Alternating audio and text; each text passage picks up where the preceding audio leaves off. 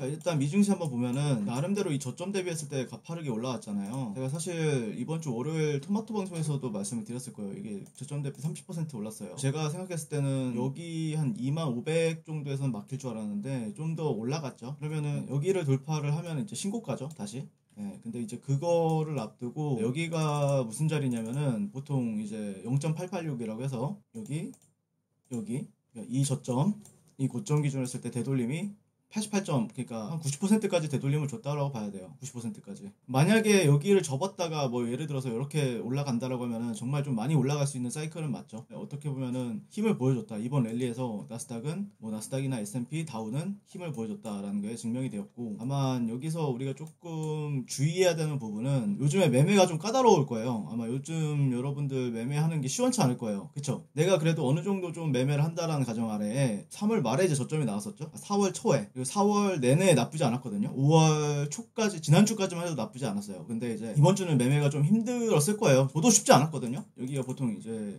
한 0.5인가?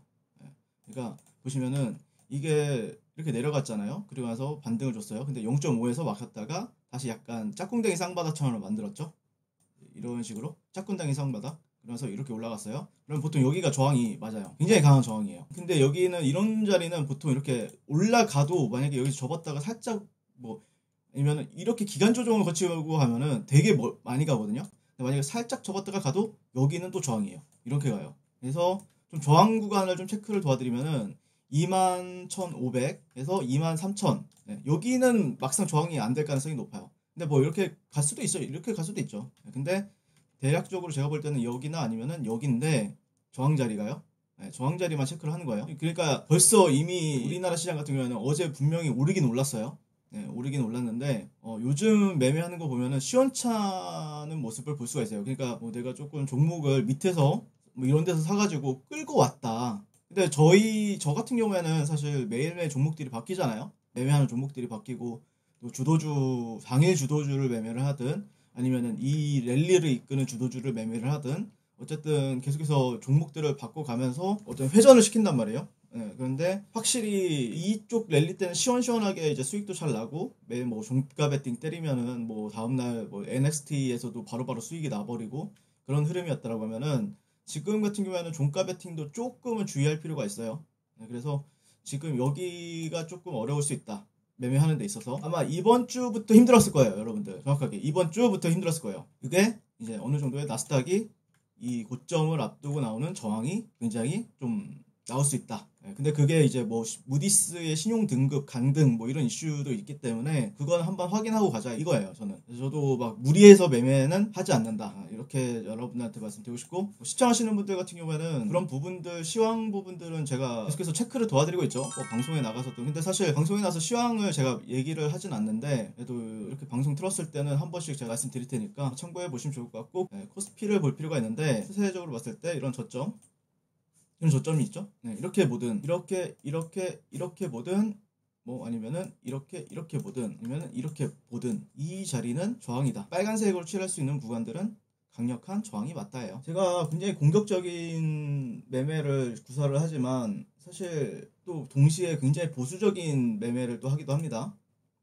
시장이 되면은 공격적으로 하는 거고 시장이 안 된다 싶으면은 바로 보수적으로 바뀌어요. 뭐 제가 공략도 많이 도와드리고 그랬었잖아요. 근데 공격적으로 공략을 도와드렸었는데 어느 순간 뭐 이번 주부터는 조금 종목도 많이 안 나오고 그렇죠. 그게 이제 왜 그러냐면은 조금 까다로워졌어요. 매매가.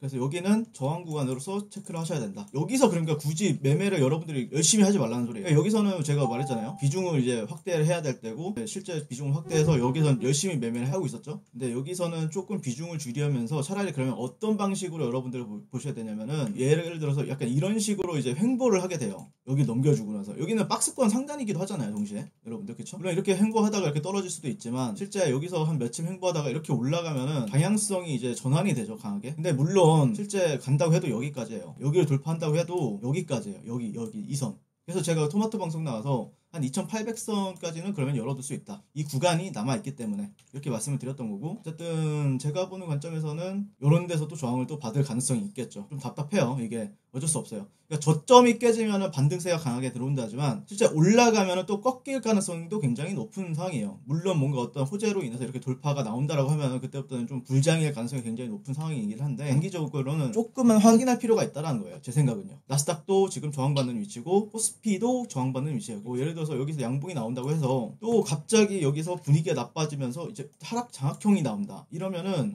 분위기가 바로바로 나빠질 거예요. 그러니까 거래하기가 굉장히 까다롭다는 거죠. 그러니까 비중을 다시 조금 줄였다가 차라리 이런 식으로 흐름이 나온다라고 하면은 그때는 조금 비중을 다시 늘리는 쪽으로 여러분들이 굳이 이 어려운 구간에서 비중을 왜 늘려서 하느냐 이 생각이에요. 제가 말씀드리고 싶은 거는.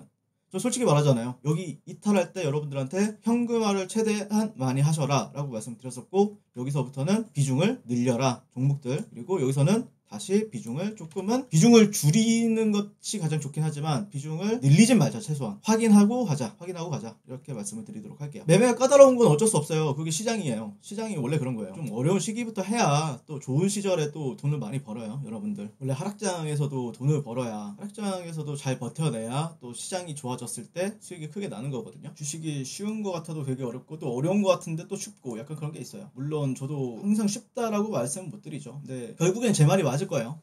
여러분들 주식은 힘을 빼야 될 때와 강하게 힘을 줘서 종목을 패야 될 때가 있습니다. 근데 지금은 팰 자리가 아닙니다. 종목들을 조금 여유를 가지고 매매를 하시면 또 좋은 결과가 있을 거라 생각을 합니다. 힘 좀 줄였다가 좀 자리 나오면은 또 매매하고